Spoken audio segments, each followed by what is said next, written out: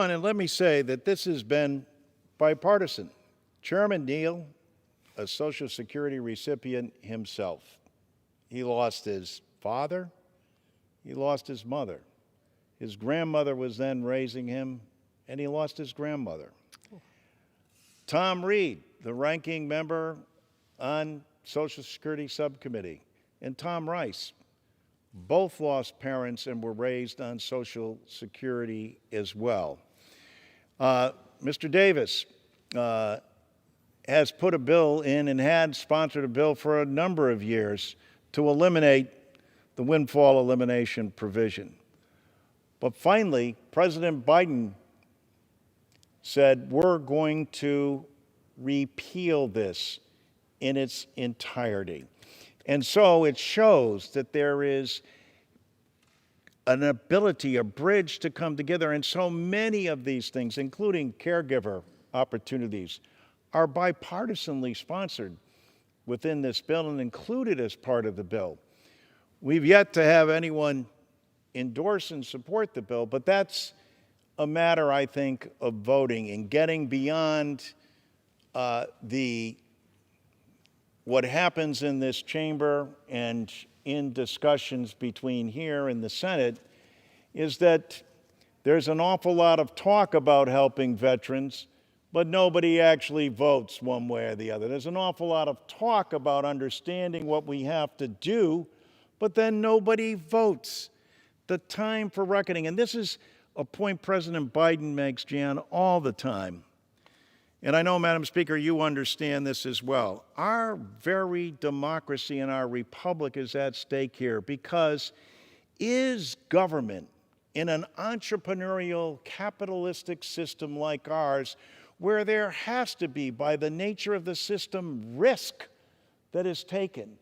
Well, that's important and good, but by the same token, what Roosevelt and subsequent presidents, including Eisenhower, including Nixon, and including Reagan, recognized is, yes, but we need that safety net there for people who work hard and play by the rules. And now President Biden has said, yes, this is a sacred trust. You know, Martin Luther King came to Washington, D.C. in 1963 during the famous march and gave us the phrase, the fierce urgency of now.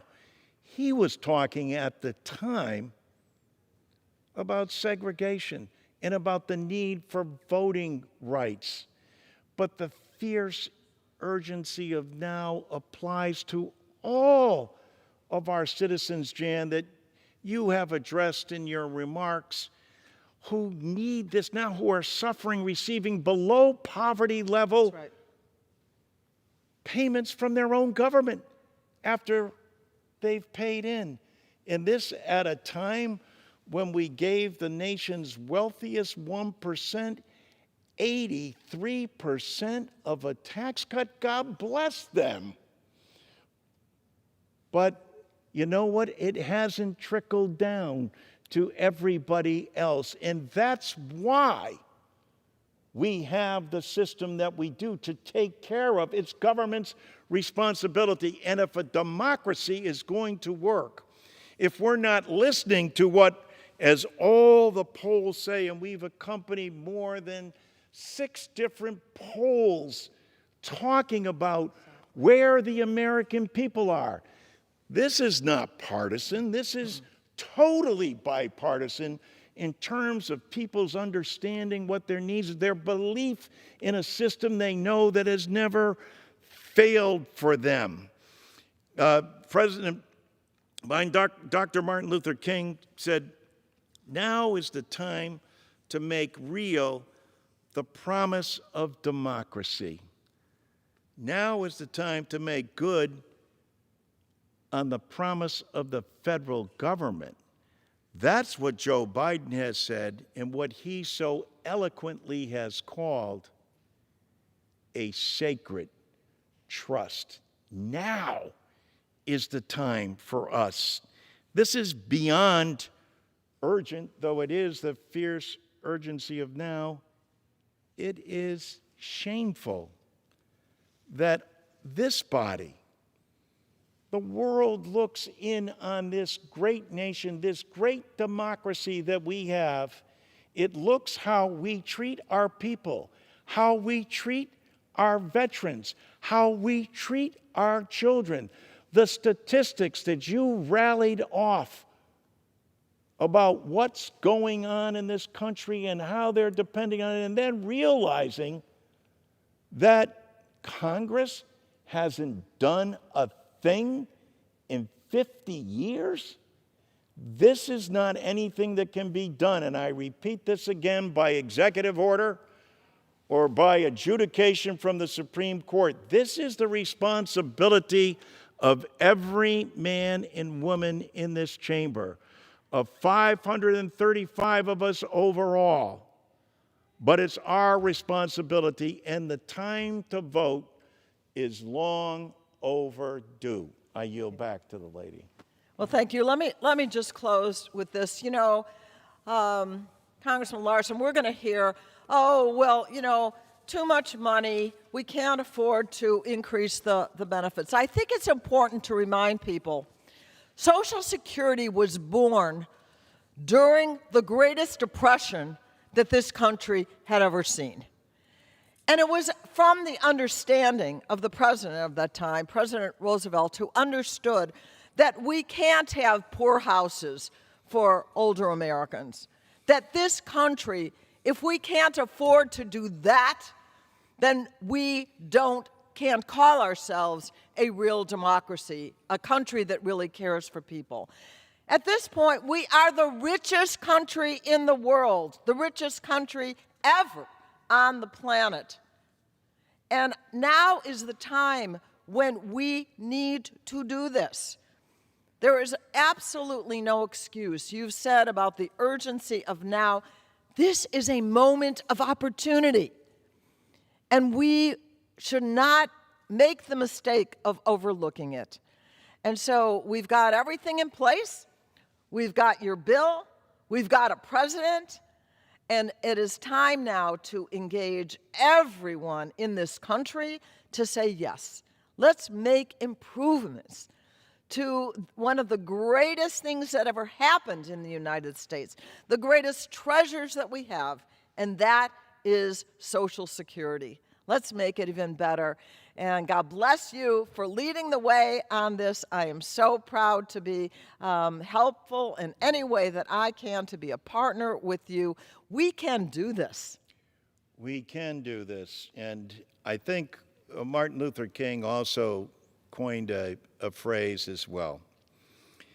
And he said in his remarks, and I'm paraphrasing here, but this is not the time for the tranquilizing drug of gradualism.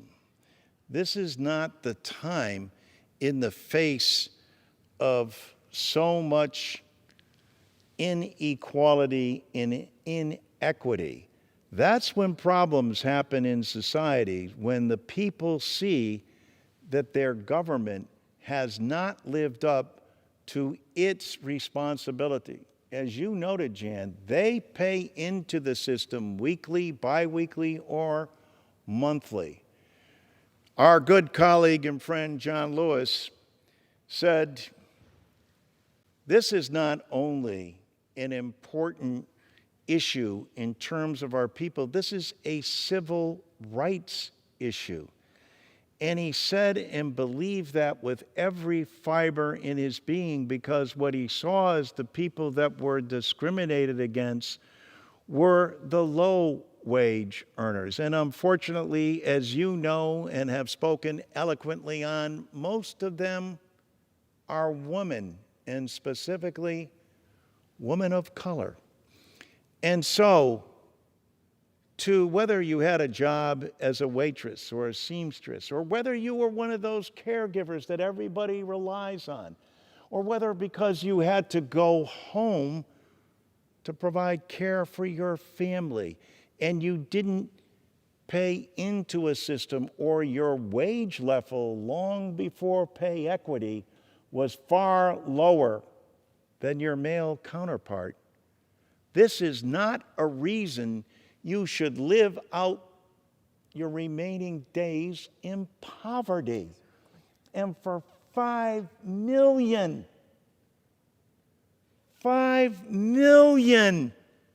Americans, this happens.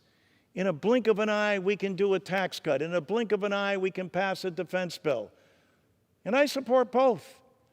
But I fervently support the fact that we have to take care of our citizens. And it's this body's responsibility. It is Congress's responsibility. And we cannot walk away. And every citizen in this country ought to make sure that they're holding their congressional delegations responsible for doing their job. This is nothing that should be kicked down the road again or put off to some gradual dealing with the subject matter or yet another study that we're going to try to look into this on. We don't need to study this. We know what the issue is here. We've looked in the mirror, and the problem is the United States Congress. It is the body that votes and changes the policy and the direction. And with that, I thank the gentlelady for joining us. And I wanted to make sure, Madam Speaker, and I should have said this at the very beginning, that I ask unanimous consent that all members may have 5 legislative days in which to revise and extend their remarks and include extraneous material on the subject of our special order today, Social Security 2100, a special trust. I want to especially, Madam Speaker, thank as well the President of the United States for having the temerity not only on the campaign trail, but to speak directly to the American people and let them and ensure them that we understand that this is a sacred trust, a bond that will not be broken, not on our watch, and that we will fulfill that promise and make sure that they're receiving the kind of benefits that they have paid into a system for and are, yes, entitled to receive, because there is no greater nation in the world than the United States of America. And when this body sets its mind to it, as witnessed how bipartisan the public feels about this on the outside, and a number of the great inclusions that both Democrats and Republicans feel about, now is the time for us to act on behalf of the citizens we're sworn to serve.